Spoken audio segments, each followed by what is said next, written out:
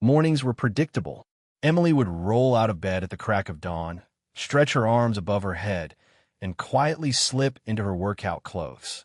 She always picked the same set, those black leggings that hug her legs like a second skin, and that bright pink top she swore made her feel confident. It had become part of our routine, something as natural as the sun rising. She'd head out for her morning jog while I stayed behind, going through my own routine. Coffee, news, emails. The kind of life that felt solid, unshakable. I never questioned why she started running so religiously, why she suddenly had this burning need to improve herself. I just chalked it up to one of those things women did when they wanted to feel better about themselves.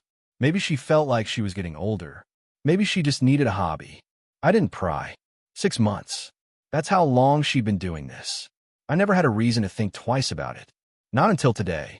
I was driving home from an early meeting, the sun barely beginning to warm streets. The morning air still had that crisp, clean bite to it, the kind that made you feel like the day was full of possibilities. My windows were down, and for once, I wasn't thinking about work or deadlines or bills. My mind was empty, just taking in the peace of the moment. And then I saw her. At first, it didn't register. Just another runner near the park, stretching by the entrance to the trail. It was a popular jogging spot. Lots of people came here to get their morning workout in before heading to the office. But then my eyes focused, and I recognized the shape of her body, the way she stood, the familiar ponytail swaying gently behind her. Emily. My grip on the steering wheel tightened, but not because I was suspicious. Just surprise. I'd never actually seen her during her runs before. It was strange, watching her in the wild like this, as if she had a separate life outside of me. Then my eyes shifted to the man standing next to her. He was tall, built like a statue carved out of stone, his arms crossed over his chest like he was used to taking up space. He wasn't just another jogger. He wasn't passing by. He was standing still, close to her, their bodies angled toward each other in a way that didn't look casual. I told myself I was imagining things. Maybe he was a running coach, someone she met at the park who gave her tips. Maybe he was just asking for directions. But then I saw the way he looked at her. It wasn't friendly. It wasn't casual. It was the kind of look a man gives a woman when he knows her. Knows her in a way I thought only I did. The breath in my chest turned to ice. My pulse pounded in my ears as I watched, frozen, trapped in the slow-motion horror of it all. She lifted her chin, smiling up at him, her body tilting just slightly closer. His hand reached out, brushing against her arm, fingers tracing down the length of it like it was the most natural thing in the world. And then it happened. She kissed him. Not a hesitant, unsure kind of kiss. Not an accidental brush of lips. It was deliberate, familiar. The kind of kiss that only happens when there's history behind it. A car horn blared behind me, snapping me back to reality. My body jerked like I'd been shocked, my foot still pressed against the brake at a green light. Someone shouted something from their window, but I barely heard it. My heart was hammering against my ribs, adrenaline surging through my veins, making my hands shake against the steering wheel. I didn't feel pain, not yet. Just a white-hot fury bubbling up from the pit of my stomach, rising fast, threatening to choke me. Emily, my wife, the woman I shared a home with, a life with.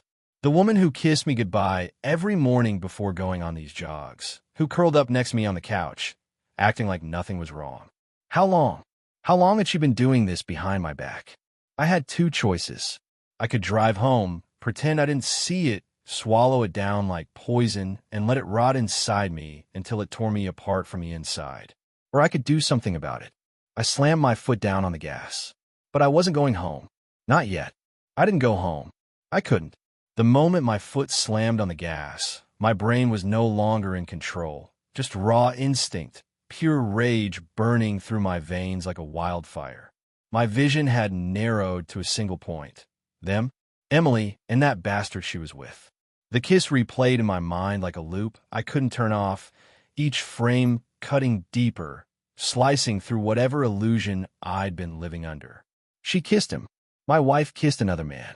I needed answers. No, screw answers. I needed to do something. Anything. Sitting in my car, gripping the wheel until my fingers went numb, just watching while my life crumbled around me. That wasn't an option. The traffic light had already turned red again, but I didn't care. I swerved onto the shoulder, tires screeching against the pavement as I pulled over near the trail entrance. I was out of the car before I even knew what I was doing, my feet hitting the ground hard, my pulse a war drum pounding in my ears. I wanted to march straight over there and rip them apart.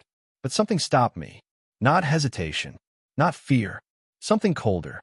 If I went in blind, fists swinging, it would be too easy for her to flip the narrative, twist it around, make me the bad guy. That was what cheaters did, wasn't it? They lied. They rewrote reality to fit their version of the story, convincing themselves they weren't the ones to blame. No, I needed to be smart. I needed to see more, to hear more. So I stopped just short of the open path and ducked behind a tree, just out of sight but close enough to hear their voices. I can't stay too long, Emily was saying, her tone soft, almost playful. I told him I'd be back soon. Him. Me. She was talking about me, like I was some clueless idiot waiting at home, none the wiser. The guy chuckled. His voice was deep, confident. Too damn relaxed. Relax, Em. You always rush off too fast. He doesn't suspect anything, does he? Her laugh made my stomach turn. No, of course not. He's been so busy with work. He barely notices anything lately. Barely notices anything. Like how my own wife had been sneaking around behind my back. Like how she'd been using those morning jogs as an excuse to meet up with this bastard. I clenched my fists so hard my nails dug into my palms. The guy leaned in closer, brushing a strand of hair from her face. The same way I used to. The way I thought only I had the right to. You could tell him, he said, his voice smooth, persuasive. End it. We don't have to sneak around forever. My breath hitched. She hesitated. I could see in the way her shoulders tensed, the way she shifted from one foot to the other. For a second, I thought, hoped, maybe she'd say no. Maybe she'd tell him this was all a mistake, that she'd never actually leave me. But then she sighed. I don't know. It's complicated. Complicated? What was complicated about it? She had a husband, a life, a home, and she was standing here, kissing another man, calling the situation complicated? The guy shrugged. Take your time. I'll wait. But you know this is real, Em. Real. Like my marriage wasn't. Something inside me snapped. I didn't care about waiting anymore. I didn't care about being smart. They didn't see me coming. In 3 long strides, I was out from behind the tree, standing right in front of them. Emily's face drained of color. Her eyes widened, her lips parting as if she wanted to say something, but nothing came out. The guy took a step back, his confident smirk faltering just slightly as he looked me up and down, sizing me up like he thought I was just some mild-mannered husband who wouldn't do a damn thing about this. Wrong. Dead wrong. I didn't say anything. Not yet. I just let them feel the weight of my presence. Let the moment stretch out painfully long. Let them squirm. Emily was the first to break the silence. Honey, don't. I cut her off. My voice was low, steady, but laced with enough venom to make her flinch. Don't say a single word. Her mouth snapped shut. The guy cleared his throat, straightening his shoulders. Look, man, I don't know what you think you saw. I turned my glare on him so fast. He actually took another step back. You don't get to talk. Not to me. Not ever. He clenched his jaw, but he didn't say anything else. Smart move. I shifted my gaze back to Emily, my wife, the woman I had trusted. The woman who had stood at an altar and promised to be faithful, who had built a life with me, shared a bed with me, and now stood here like a deer caught in headlights. A million things ran through my mind. How long? How many times? Did she ever love me? Or had I just been some convenient placeholder while she chased after whatever thrill this guy gave her? But none of that mattered right now. What mattered was what I was going to do next. And I knew one thing for sure. Emily wasn't walking away from this without consequences. The silence stretched between us, thick and suffocating. Emily looked at me like a child caught stealing, wide-eyed and panicked. Her lips slightly parted like she wanted to say something, but couldn't find the words. The guy beside her, him, kept shifting his weight from foot to foot, like he was deciding whether to puff up his chest or make a run for it. I wanted him to say something. I wanted him to be stupid enough to open his mouth again, to give me a reason to break his damn nose. But he didn't. Coward. Emily finally tried to move, stepping toward me with her hands raised slightly, like I was some wild animal she needed to calm down. Listen, she started, her voice soft, careful. It's not what you think. I let out a sharp, humorless laugh. Not what I think. That was the best she could come up with? Really? My voice came out low, controlled, but there was nothing calm about me. My hands were clenched so tightly that my nails dug into my palms, my entire body rigid with the force of keeping myself in check. So, you didn't just kiss this guy? Right in front of me? Her throat bobbed as she swallowed. I didn't mean for you to. I barked out another laugh, this one colder. Oh, so the problem isn't that you did it. It's that I saw you do it. She flinched, her fingers curling into the fabric of her leggings. That's not what I meant. I could feel my blood boiling under my skin, the rage rising so fast I thought I might explode. But instead of yelling, instead of losing it right there, I just exhaled sharply through my nose and shook my head. You know what, Emily? I said slowly, meeting her gaze with nothing but pure disgust. Save it. She reached for my arm, her fingers barely brushing my sleeve before I yanked myself away from her touch like she was something filthy. A flicker of something crossed her face. Hurt. Maybe. Guilt. Like she had the right to feel anything other than shame.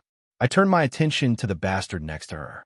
He was watching me, his jaw tight, his hands shoved into the pockets of his running shorts like he was trying to look casual. Like he hadn't just been caught kissing another man's wife. I took a step toward him, and to his credit, he didn't back away. But I saw the way his muscles tensed, the way his breath hitched just slightly. He was ready for me to swing. I wanted to. God, I wanted to. But no, not yet. Instead, I leaned in just enough so that only he could hear me.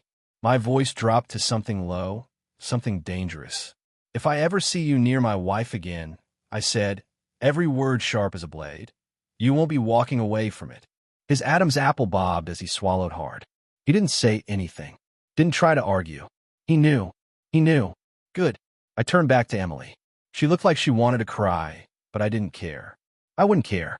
Without another word, I turned and walked away, my steps heavy, my heartbeat a violent rhythm in my ears. I didn't look back. Not at her. Not at him. Because this wasn't over. Not even close.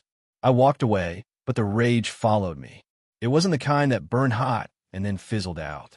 No, this was deeper, darker, something that dug into my chest like a rusted blade and twisted every time I thought about what I just seen. Emily, my wife, kissing some other man like I didn't even exist. The image of them together wouldn't leave my head. The way she tilted her face up to him, the way his hands hovered so confidently at her waist, like he had a right to touch her, like she belonged to him. I clenched my fists until my nails nearly broke skin. That bastard. I didn't even know his name, but I hated him with everything in me. Hated him for touching her, for standing there all smug, like this wasn't some disgusting betrayal, for looking at me like he wasn't afraid, like I wasn't a threat. I should have hit him, right there, in the middle of the park. Should have knocked his teeth down his throat, watched him struggle to spit out his own blood. But no, that would have been too easy. Emily wasn't some clueless victim in this. She wasn't trapped, wasn't being seduced against her will. She kissed him back. She was just as guilty as he was, more even. She was my wife. She was the one who stood beside me at the altar, looking me in the eyes and promising she'd always be faithful, that she'd love me, honor me, respect me. Lies. Every word out of her mouth had been a damn lie. I reached my car and yanked the door open, practically throwing myself into the driver's seat. My breathing was heavy, too fast. I gripped the steering wheel, staring straight ahead, willing myself to think instead of letting the fury take over completely. What now? I couldn't just go home and pretend this didn't happen. Couldn't sit in our house, my house, waiting for her to come back, acting like I didn't know. I needed to do something. I glanced at my phone sitting in the cup holder. For a second, I thought about calling someone. But who? Who would I even tell? My mind raced through the possibilities. Her parents? No, they adored her. They'd probably make excuses, try to convince me it wasn't as bad as it looked. My friends? What would they even say? Sorry, man. That sucks wouldn't fix this. Then a darker thought hit me. I could follow her. She thought I was gone, thought she was in the clear. I could wait, watch, see if she went back to him. See if this had been one time, or if she had been lying to me for months. The idea burrowed into my brain like a parasite, refusing to let go. I started the car and pulled into a spot across from the trail entrance, my hands tightening on the wheel. And then I waited. 30 minutes later, she came out alone. Emily was walking fast, her ponytail swinging behind her, her arms crossed tightly over her chest. She wasn't smiling now. Her face was tight, her lips pressed into a thin line. Guilty. She looked guilty. She scanned the area, maybe looking for me, maybe making sure no one had seen her little makeout session. When she didn't spot me, she let out a slow breath and started toward her car. I let her go. For now. I didn't follow her home. Didn't rush back and confront her the second she walked through the door. Instead, I drove. Not aimlessly. No, I had a destination in mind. I was going to find out who the hell that guy was. Finding the truth. I parked a few blocks away from the running trail, away from prying eyes. Then, I did something I never thought I'd do. I went through my wife's stuff. Her social media, her messages, anything I could get my hands on. I wasn't an idiot. Emily wasn't the type to leave blatant evidence lying around. But there were always breadcrumbs, and I knew exactly where to look. She had a fitness app, one of those social ones where people logged their runs, shared their progress, and encouraged each other. She had told me about it months ago, saying it kept her motivated. I opened the app and scrolled through her activity.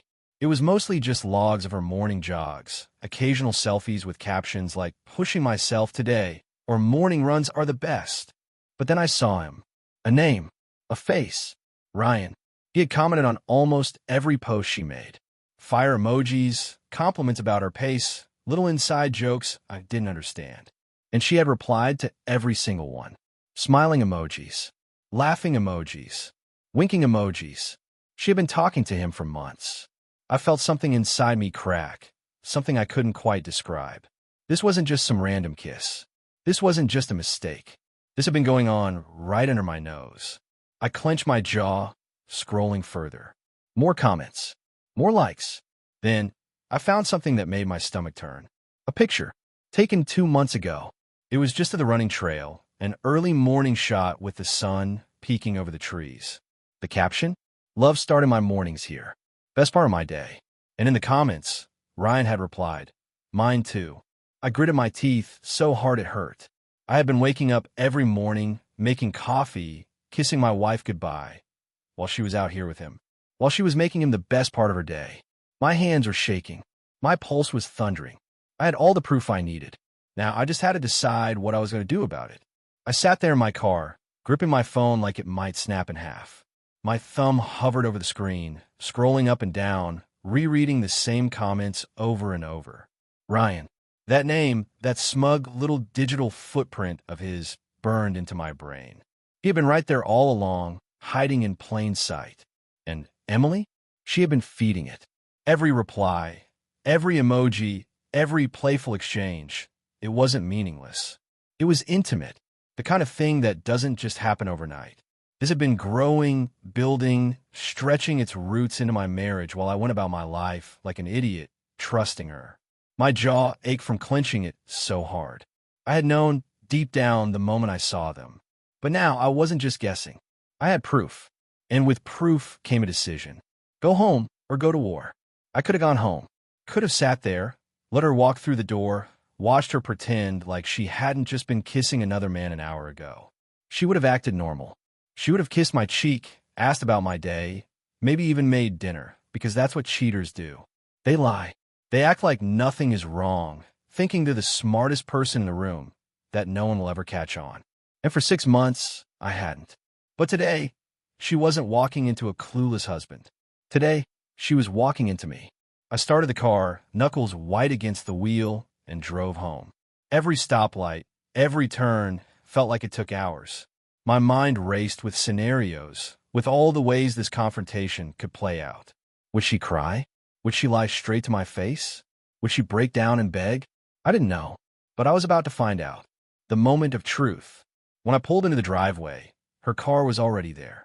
So she had made it home before me. Good. Let her sit in it. Let her wait. I stepped out, slamming the car door behind me, the weight of everything pressing against my shoulders. This wasn't just about her betrayal anymore. It was about me. What kind of man I was. What kind of man I was going to be after today. I walked inside. The smell of something cooking hit me immediately. She was making dinner. Like nothing had happened. Unbelievable. I turned the corner, and there she was standing in the kitchen, stirring something in a pan. She had changed out of her jogging clothes, swapped them for one of those casual little outfits she wore around the house. A loose sweater, leggings. Normal. Comfortable. Like she hadn't just been pressed up against another man this morning. She looked up and smiled. Smiled. "Oh, hey. You're home early," she said, her voice light, too light. "I thought you had a long day today." I didn't answer right away. Just stood there, staring at her, waiting for something to click. For her to feel it. For her to realize I knew.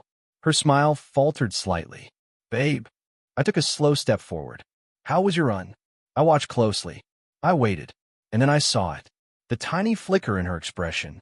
The way her shoulders tensed just the slightest bit before she smoothed it over. Line was like breathing for her. Automatic. "Oh, it was good," she said, turning back to the stove. "I pushed myself today. My legs are going to be sore tomorrow." She laughed softly, like she wasn't standing in front of the one person in the world who had just watched her throw everything away. "How was work?" I didn't answer that either. Instead, I pulled out my phone, scrolled down to the picture. The one she had posted. The one where he had commented. I held it up in front of her face. "Tell me about this." She frowned, blinking at the screen, then at me. "What?" "This," I said, tapping the glass. "Tell me about Ryan." Her body locked up like a machine that had just short-circuited. For the first time, I saw a real fear flicker in her eyes. She tried to recover. "Oh, Ryan? He's someone I run with sometimes."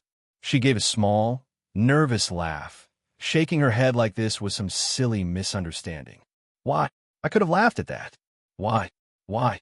I slammed my phone down onto the counter so hard the screen went black. "I saw you." Her lips parted, and for the briefest second, I saw panic. "I was driving home this morning." I went on, my voice calm, steady. "Stopped at a red light near the park. And what do you think I saw, Emily?" She froze. No fake smile. No, what do you mean? No immediate excuse. She knew. I took a step closer, watching her carefully. "Go ahead," I murmured. "Tell me how I imagined it. Tell me how I didn't see my wife kissing another man." She opened her mouth, then shut it. I waited. And then she went for the act. Her eyes filled with tears. Her bottom lip trembled. "Babe, I shook my head sharply. "No, no, you don't get to cry. You don't get to be sad." A tear slid down her cheek anyway. It was just a mistake," she whispered. I laughed. A real, bitter, cold laugh. "A mistake," I echoed. "You accidentally let him kiss you?" "Accidentally kissed him back. I swear." I leaned in close, my voice barely above a whisper. "How long, Emily?" She swallowed hard but didn't answer. So I repeated it slower. Darker. "How long?" Her breath hitched. "It's not. How long have you been sleeping with him?" Her whole body shuddered. And that was it. That half-formed word was all I needed. Because she didn't say no. She didn't deny it. That was the moment something inside me finally snapped. I wasn't angry anymore. I wasn't yelling. I was done. I stepped back, shaking my head as a hollow feeling settled deep in my gut. "You know what? I don't even care anymore." Her eyes widened. "Babe, please." I turned and walked away. "Wait. We need to talk about this," she called after me. I kept walking, because there was nothing left to talk about. She made her choice, and now I was making mine. I walked out of the kitchen, my footsteps slow, deliberate, each one feeling heavier than the last. But she followed me. Of course she did. She couldn't just let me leave, not without getting her side of the story in, not without spinning it, manipulating it, trying to soften the truth with excuses. "Wait." Emily's voice cracked as she hurried after me, her bare feet slapping against the floor. Just listen to me for a second." I didn't stop. I didn't turn around. I walked straight to the living room, toward the front door. Because I was done. Please, she cried, grabbing my arm. I ripped it away from her so fast that she stumbled back a step. Not because I was afraid of what she had to say. No, it was the opposite. I already knew. I had already heard enough. She kissed him. She had been with him. There was nothing she could say that would erase that. No pretty words that would change the fact that she had thrown away our entire marriage like it meant nothing. She reached for me again, more desperate this time, fingers barely brushing my sleeve. It wasn't like that. I never meant to hurt you. I stopped. Slowly, I turned my head, looking her dead in the eyes. Never meant to hurt me? She had to be kidding. My mouth curled into something that might have been a smile if it weren't so bitter. You didn't mean to hurt me? I repeated, voice quiet. Dangerous. She shook her head frantically. No, I swear, it just happened. I wasn't thinking in. How long? I cut her off, my voice sharper than steel. Emily's lips parted, but no sound came out. She hesitated, and that hesitation, that was all I needed.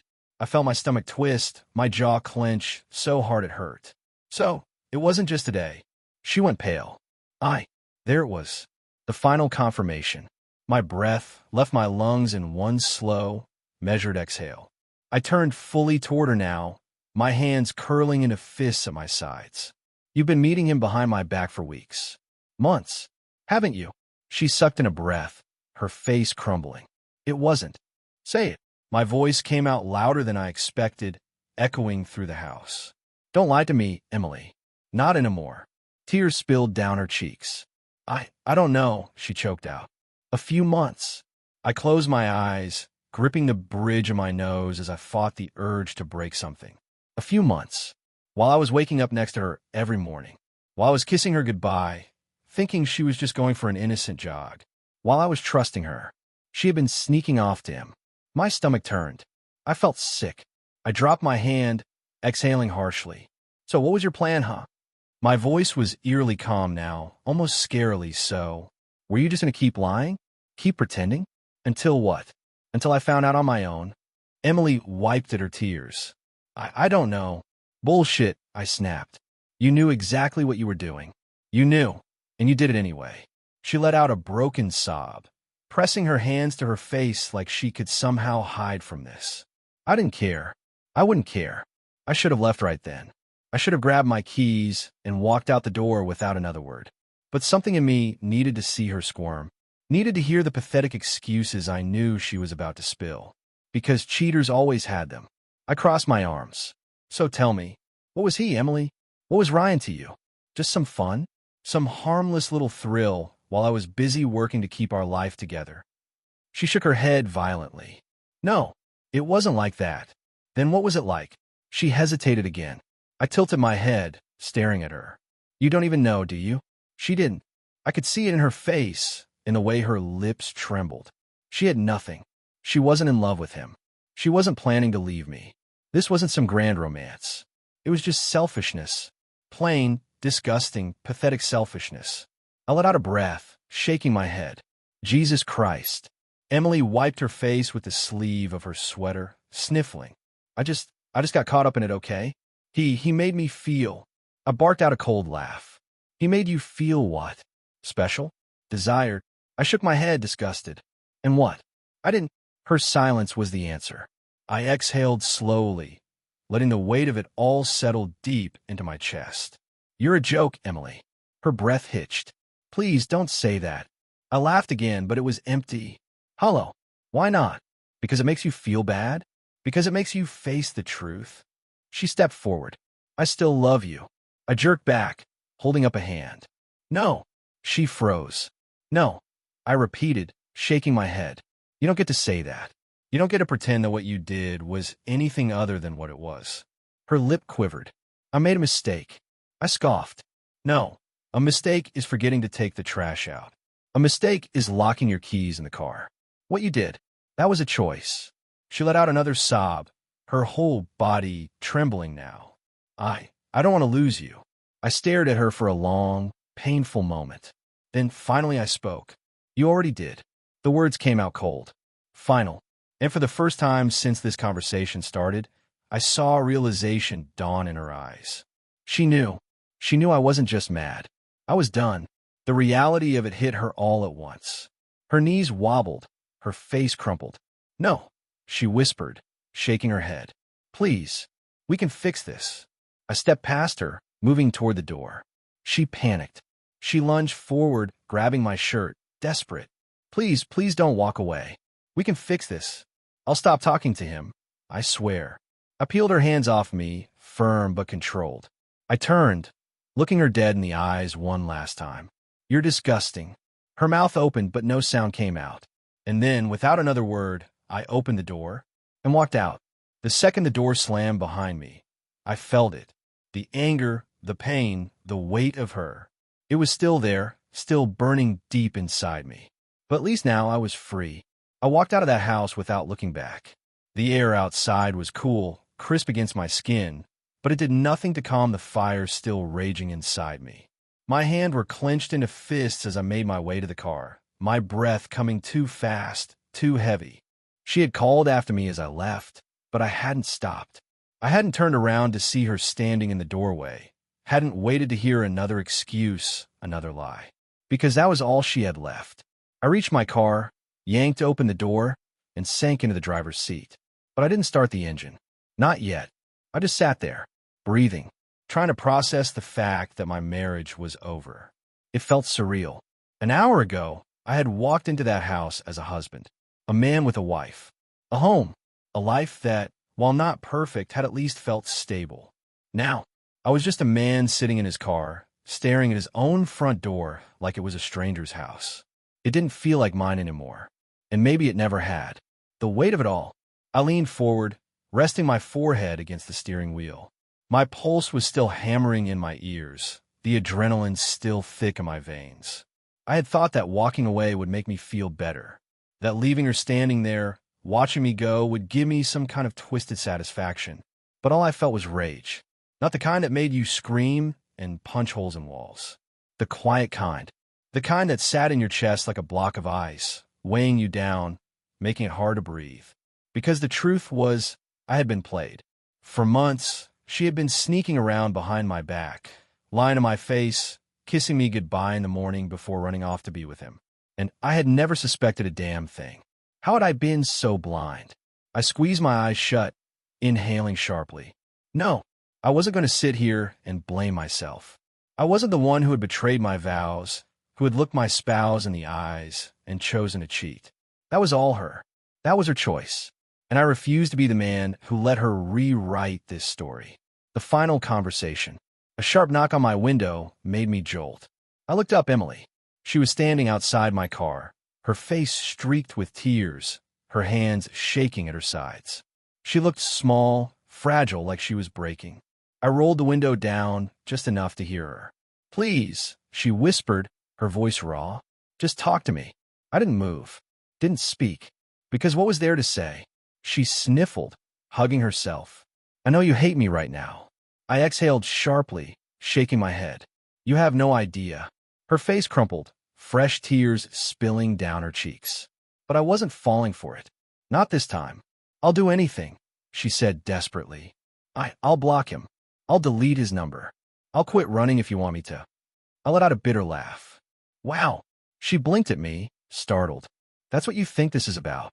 I said, shaking my head. "Running? Your phone? Jesus. Emily, you really don't get it, do you?" She took a step closer, gripping the edge of my window. I made a mistake. A huge, horrible mistake. But I love you. I never stopped loving you." I let out a slow breath, looking her dead in the eyes. "You don't get to say that." She flinched. "You don't love me." I continued, my voice eerily calm. "You love the idea of me. You loved having a husband to come home to, a safety net, a man who trusted you enough to never ask questions." I narrowed my eyes. "But you didn't love me enough to keep your damn legs closed." Her breath hitched. "That's not." "Don't." I cut her off, my patience snapping. "Don't stand here and lie to me again. Don't insult me like that." She was trembling now. I wasn't thinking. I got caught up in it. But it didn't mean anything, I swear. I let out another cold, humorless laugh. "Oh, well, that makes me feel so much better. So what, You risked our marriage, our entire life together for something that didn't even mean anything. She swallowed hard. I didn't want to lose you. I shook my head. Then you shouldn't have kissed another man. She broke down then, sobbing, shaking, her hands gripping the car door like she was afraid I was about to disappear forever. And for the first time since this whole nightmare started, I actually felt something other than rage. It wasn't pity. It wasn't sadness. It was relief. Because I knew, right then and there, that I wasn't staying. The decision. I pulled my keys from my pocket, my movements slow and deliberate. Emily's breath hitched. Wait, where are you going? I started the car. Please, she whispered. Don't do this. Don't leave me. I didn't answer. I just looked at her one last time, really looked at her. This was the woman I had married. The woman I had once thought I would spend my life with. The woman I had built a home with, shared laughter with, dreamed with. But now she was just a stranger. And I was done wasting my time on strangers. I put the car in reverse and pulled out of the driveway without another word. She didn't chase me. She didn't scream. She just stood there, watching me go, her hands pressed to her face as the realization finally set in. I was gone, and I wasn't coming back. The road ahead. I didn't know where I was going. Didn't care. All I knew was that I was free. Free from the lies. Free from the betrayal. Free from the weight of pretending like everything was okay. The pain would come later. The sadness, the regret, the what-ifs. But right now, in this moment, all I felt was clarity. Emily had made her choice.